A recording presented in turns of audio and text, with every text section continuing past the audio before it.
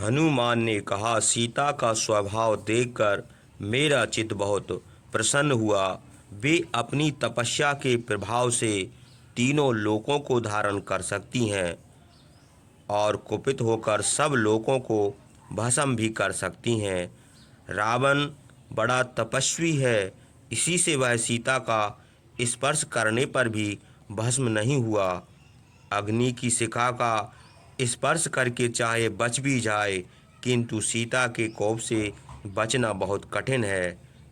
जो कुछ काम हुआ वह मैंने आप लोगों को बताया। अब जाम्बन आदि प्रधान वानरों की आज्ञा से सीता को लाकर राजकुमार राम लक्ष्मण को मिला देना चाहिए। यद्यपि मैं अकेला ही सब राक्षसों को मारकर लंकापुरी और राक्षस राज रावण का विनाश कर सकता हूँ, फिर आप लोगों के समान बलवान, सब कुछ करने में समर्थ, अस्त्र चलाने में निपुण वीर पुरुष जब मेरे साथ हैं तो कहना ही क्या है। यद्यपि इंद्रजीत के ब्रह्मरौद्र, वायव्य और वरुण आदि अस्त्र युद्ध में असह्य है, किंतु मैं उन सबको नष्ट करके राक्षस कुल का समूल विनाश कर दूंगा। आप लोगों की आज्ञा के बिना मैंने अपना पराक्रम नहीं दिखाया। मेरे बाहुबल से फेंके हुए पर्वत निशाचरों की तो गिनती ही क्या है, देवताओं का भी विनाश कर सकते हैं। केवल आप लोगों की अनुमति न पाने से ही मैंने राक्षसों का वध नहीं किया। समुद्र चाहे अपनी मर्यादा का उल्लंघन करे, मंदर पर्वत चाहे डगमगाने लगे, किंतु जाम्बन को शत्रु की सेना युद्ध में विचलित नहीं कर सकती। बाली तनय अंगद अकेले ही राक्षसों का संहार कर सकते हैं। महात्मा नील के बेग से मद्रा पर्वत भी चूर चूर हो सकता है, तो बेचारे राक्षसों की क्या गिनती है। देवता, दानव, यक्ष, गंधर्व, सांप और पक्षियों में भी ऐसा कोई नहीं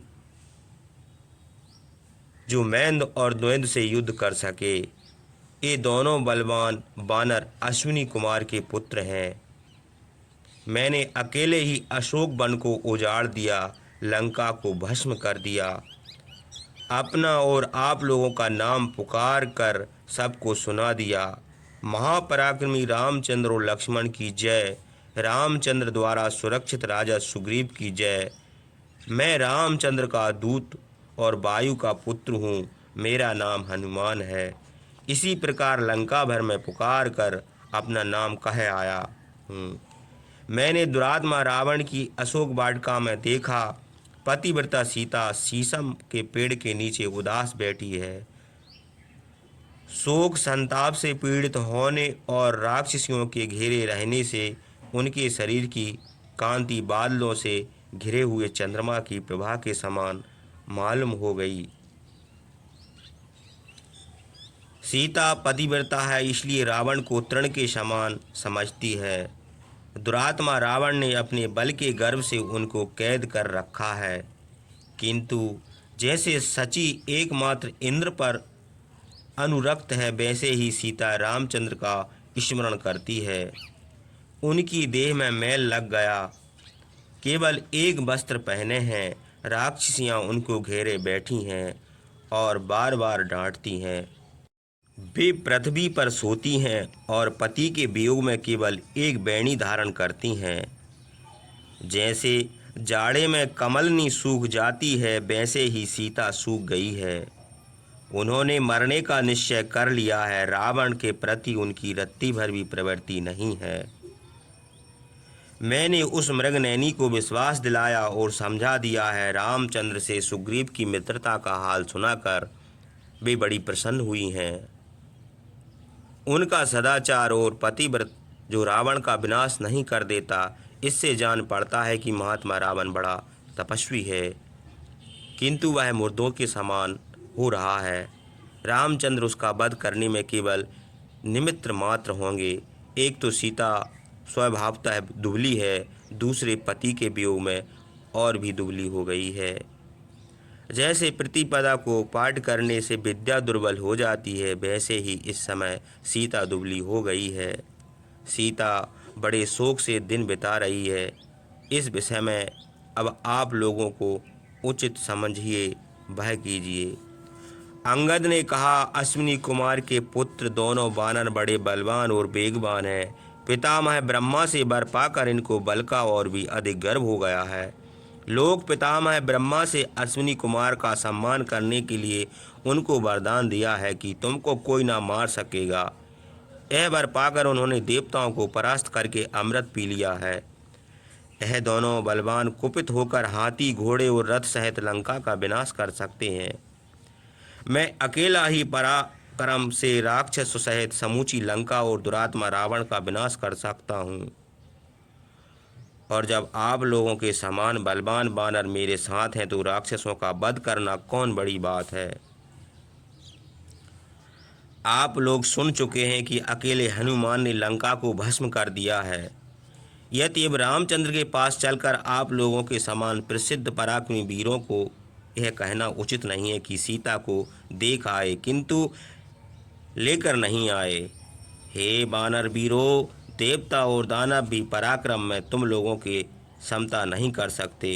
यदि हम लोग राक्षस सहित रावण को मारकर सीता को लेकर रामचंद्र के पास चलेंगे। जो राक्षस हनुमान से बच गए हैं उनको मारकर सीता को लाने के सिवा और अधिक काम ही क्या है। दूसरे वानरों को कष्ट देने की क्या आवश्यकता है। राक्षसों को मारकर ही राम, लक्ष्मण और सुग्रीव का दर्शन करना चाहिए। जामवन ने प्रसन्न होकर कहा, यह उचित नहीं है क्योंकि रामचंद्र और सुग्रीव ने हम लोगों को सीता को ढूंढने की ही आज्ञा दी है। इसके सिवा रामचंद्र ने वानरों के समान सीता का उद्धार करने की प्रतिज्ञा की है।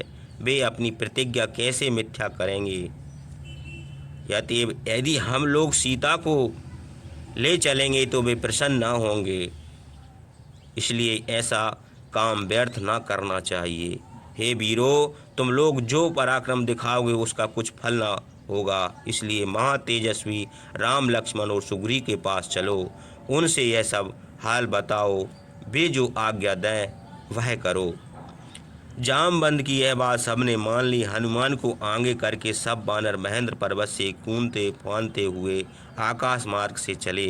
वे सब महाकाय और महाबली थे। वेगवान महावीर हनुमान को वे मानो आंखों पर लेकर चले। सब वानर रामचंद्र के लिए युद्ध करना चाहते थे और सबको यश पाने का लोभ भी था। सीता का पता लगाने से सबका मन प्रसन्न था। रामचंद्र को प्रिय संवाद सुनने के लिए उत्सुक थे। सबको युद्ध करने का उत्साह भी था। वे लोग आकाश से उछलते कूदते हुए बड़ी शीघ्रता से सुग्रीव के मधुवन में पहुँचे। वहाँ उपवन नंदन वन के समान मनोहर था। सुग्रीव के मामा महावीर दधिमुख उसकी रखवाली करते थे। मधु के समान पिंगल वर्ण वानरों ने मधुवन को देखकर कुमार अंगद से मधु पीने की आज्ञा मांगी।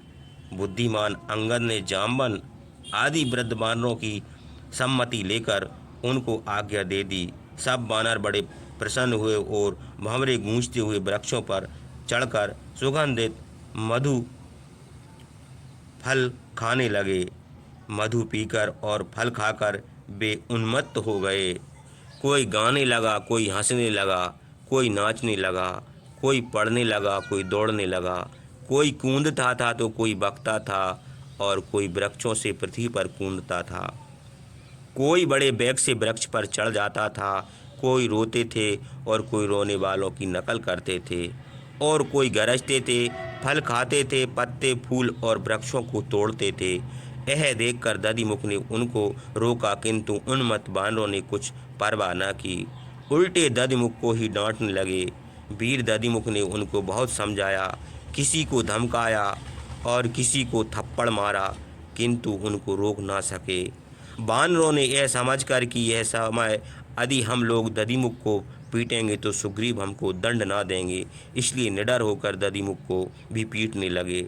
किसी ने दांतों से काटा, किसी ने थप्पड़ मारा, किसी ने लात मारी, किसी ने नखाघात करके दधिमुख को पृथ्वी पर गिरा दिया।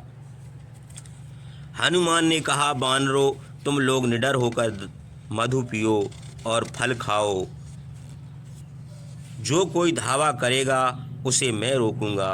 यह सुनकर अंगद ने कहा, बानरों, तुम लोग मधु पियो। हनुमान यदि कार्य को न सिद्ध कर पाते तो भी इनकी आज्ञा का पालन करना हमारा कर्तव्य था, किंतु अब तो ये कार्य कर आए हैं, इसलिए अब कहना ही क्या है। कुमार अंगद के यह वचन सुनकर सब बानर उनकी प्रशंसा करने लगे और बड़े प्रसन्न हुए। जैसे नदी का वेग वृक्षों का गिरा देता है, वैसे ही बानरों ने रोकने वाले को परास्त कर दिया और निर्भय होकर मधुर फल खाने लगे। कोई फल खाता था, कोई मधु पीता था, कोई इधर उधर फेंकता था, कोई उन्मत्त होकर उच्छिष्ट मधु और फलों से आपस में मारपीट करते थे। कोई वृक्ष की शाखा पकड़े हुए खड़ा था, कोई थक कर पत्ते बिछाकर सो गया था, कोई उन्मत्त की तरह दूसरों पर झपटता था, कोई गिर पड़ता था, कोई पक्षी के जैसी बोली बोलता था, कोई हर्ष से गरजता था, कोई पृथ्वी पर सो गया था, कोई बड़ी डिठाई से दूसरे की हंसी उड़ाता था, कोई रोता था, कोई अपना अपराध दूसरों को लगा देता था, कोई बातों का कुछ और ही अर्थ लगाता था। दधिमुख ने जिन बानरों को वन की रक्षा के लिए भेजा था, उन सबको अंगद आदि बानरों ने मारकर भगा दिया। कुछ बानरों को लातों से मारा, बहुत को उठाकर ऊपर को फेंक दिया। सब भागकर दधिमुख के पास गए और घबराकर बोले, बानरों ने हनुमान के कहने से मधुवन को उजाड़ दिया है और हम लोगों को लातों से मारकर उठाकर फेंक दिया है। यह सुनकर और मधुवन को उजड़ा हुआ देखकर दधिमुख ने कहा कि चलो, बलपूर्वक उनको रोकेंगे। दधिमुख की एक बहुत बड़ा वृक्ष लेकर बड़े वेग से झपटे। दूसरे बानर भी शिला और वृक्ष लेकर बड़े क्रोध से उनके साथ दौड़े। अंगद ने क्रोध होकर दधिमुख के दोनों हाथ पकड़ लिए और पृथ्वी पर पटक दिया। अंगद उस समय उन्मत्त थे। उन्होंने यह ना सोचा कि दधिमुख मेरे पिता के मामा हैं, इनको न मारना चाहिए। महावीर दधिमुख के रुधिर से लथपथ होकर थोड़ी देर पृथ्वी पर पड़े रहे, फिर अपने सेवकों से बोले, चलो सुग्रीव और रामचंद्र के पास चलो और राजा सुग्रीव से अंगद का यह हाल कहो। वे क्रुद्ध होकर उनको दंड देंगे। यह उपवन महात्मा सुग्रीव को बहुत प्रिय है। देवता भी यह नहीं आने पाते। राजा सुग्रीव इन बानरों को सपरिवार मार डालेंगे। इन दुष्टों ने राजा की आज्ञा का उल्लंघन किया है, इसलिए अवश्य मारने योग्य हैं। जब इनको प्राण दंड मिलेगा तभी हम लोगों का क्रोध शांत होगा। महाबली दधिमुख वन के राक्षसों के साथ बड़े वेग से आकाश मार्ग से चलकर सुग्रीव के पास पहुँचे और हाथ जोड़कर बड़ी दीनता से उनको प्रणाम किया। दधिमुख प्रणाम करते देखकर सुग्रीव ने घबरा कर कहा, उठो उठो, तुम हमारे पैरों पर क्यों गिरते हो? हम तुमको अभय दान देते हैं। सत्य सत्य बताओ, किसके डर से यहाँ आए हो? तुम जो कहना चाहते हो सो कहो। मधुवन के ऊपर किसी ने आक्रमण तो नहीं किया, सब कुशल से है ना? महात्मा सुग्रीव के समझाने पर बुद्धिमान दधिमुख बोले, राजन, जिस मधुवन की वृक्षराज और बाली ने रक्षा की, आप भी उसकी रक्षा करते हैं। उस वन को हनुमान आदि बानरों ने उजाड़ दिया है। मैंने उनको बहुत रोका, किंतु मेरी कुछ परवाह न करके मधुवन का मधु पी रहे हैं। राक्षस ने सब उनको रोका, तब उन्होंने रक्षकों को पीटा और बाहर निकाल दिया। इनमें किसी के हाथ टूट गए और किसी की जांघ टूटी है। किसी को उठाकर ऊपर को फेंक दिया। आपके रहते हुए यह बानर इस तरह मारे गए और अंगद आदि इच्छा अनुसार मधुवन का पी रहे हैं। दधिमुख की यह बातें सुनकर लक्ष्मण और सुग्रीव से पूछा, राजन, क्या यह बानर किसी वन का रक्षक है? आपस से क्या कहता है? सुग्रीव ने उत्तर दिया, आर्य, ये वीर दधिमुख कहते हैं कि अंगद आदि बानर मधुवन का मधु पी रहे हैं। इससे जान पड़ता है कि ये लोग सीता को देख आए हैं। वन के रक्षकों ने जब उनको रोका तब उन लोगों ने इनको लातों से मारा। वीर दधिमुख की भी उन लोगों ने तिरस्कार किया है। बलवान दधिमुख मधुबन के अध्यक्ष हैं, मैंने इनको वहाँ नियुक्त किया है। हनुमान सीता को देख आए होंगे, उनके सिवा और कोई यह काम नहीं कर सकता। उनमें बुद्धि, बल, कार्यकुशलता, उद्योग और चतुरता सब कुछ है। अंगद यदि वीरों ने सीता को ढूंढ लिया है, इसी से हर्ष के मारे मधुबन के फल खाए हैं। बलवान दधिमुख की यह कहते ही महाबाहु निश्चित ही कि वे लोग सीता को देख आए हैं। सीता को देखे बिना मधुबन को उजाड़ने का साहस ना करते। यह सुनकर धर्मात्मा रामचंद्र लक्ष्मण बड़े प्रसन्न हुए। फिर सुग्रीव ने दधिमुख से कहा, उन लोगों ने सीता का पता लगाया है, इसलिए मधुबन को नष्ट करने पर भी हमें क्रोध नहीं आया, बल्कि यह सुनकर बड़ा हर्ष हुआ है। उनके ये काम क्षमा करने योग्य हैं। अब आप शीघ्र जाकर उनको मेरे पास भेज दीजिए। हम लोग उनसे सब हाल पूछेंगे। सीता को लाने का क्या उपाय करना चाहिए, यह भी उनसे सुनेंगे। सुग्रीव की यह बात सुनकर हर्ष से रामचंद्र और लक्ष्मण की आंखें प्रफुल्लित हो गईं। वानरराज सुग्रीव को भी कार्य की सफलता जानकर हर्ष के मारे रोमांच हो आया। सुग्रीव के यह कहने पर दधिमुख प्रसन्न होकर रामचंद्र, लक्ष्मण और सुग्रीव को प्रणाम करके अपने साथियों के साथ आकाश मार्ग से चले। मधुबन में जाकर देखा कि वे लोग सब उत्मत नहीं हैं। वीर दधिमुख हाथ जोड़कर अंगद से मधुर वचन बोले, हे सौम, वन के रक्षकों ने बिना समझे आपको मधु खाने से रोका है, उसके लिए आप क्रोध ना कीजिए। आप बहुत दूर से आए हैं, इसलिए विश्राम कीजिए। आप हम लोगों के युवराज और इस वन के स्वामी हैं। अपनी इच्छा अनुसार मधु पीजिए। हे महाबल, हम लोगों की मूर्खता से जो आपका क्रोध आया है, उसे हम क्षमा मांगते हैं। आपके पिता बाली जिस प्रकार वानरों के राजा थे, वैसे ही सुग्रीव और आप वानरों के स्वामी हैं। मैं सुग्रीव के पास गया था, आप लोगों के आने का समाचार कह आया हूँ। उन्होंने मधुबन के नष्ट होने की बात सुनकर क्रोध न करके बड़े हर्ष से कहा कि उन लोगों को शीघ्र यहाँ भेज दो। दधिमुख के यह मधुर वचन सुनकर बोलने में चतुर अंगद ने हनुमान आदि अपने साथियों से कहा कि रामचंद्र को हम लोगों को आने की खबर हो गई है, इसलिए अब यहाँ ठहरना उचित नहीं है। तुम लोगों ने अथेष्ट फल भी खा लिया है, अब सुग्रीव के पास चलना चाहिए। आप लोग जो निश्चित करके वहीं किया जाए, क्योंकि मैं कार्य विषय में आप लोगों के अधीन हूँ।